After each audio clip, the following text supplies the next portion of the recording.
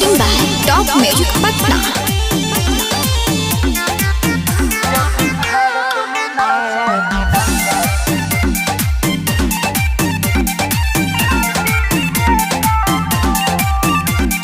जाम हो जाई तो जिला गोली चलतो आना धूम। ए मोदी जी जाम हो जाई तो जिला गोली चलतो आना धूम। यदि भारत में ना चाहिए दंगा तब वापस लाइए जी कानून।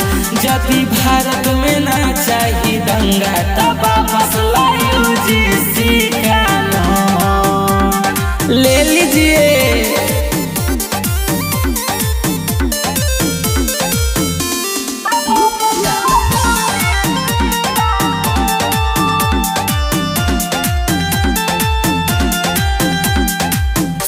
कर भलाई करे स्वर्ण समाज हो। नियम बनावे में न लगलो तोहरा लाज हो। सब कर भलाई करे स्वर्ण समाज हो। नियम बनावे में न लगलो तोहरा लाज हो। राय से मनबो न बात इलाका करे के पड़तो सुन। यदि भारत में ना चाहिए दंगा तब वापस लाइए जी कानून। यदि भारत में ना चाहिए दंगा तब वापस लाइए जी कानून। ए मोदी जी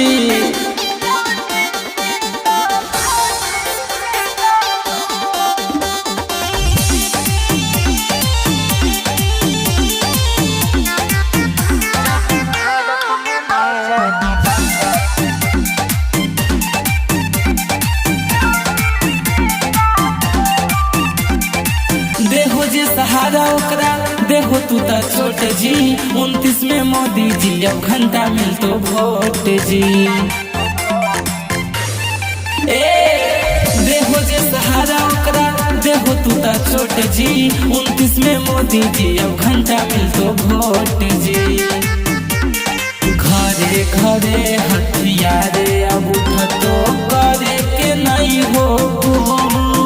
यदि भारत में ना चाहिए दंगा तब वापस लाइए जी कानून। यदि भारत में ना चाहिए दंगा तब वापस लाइए जी कानून।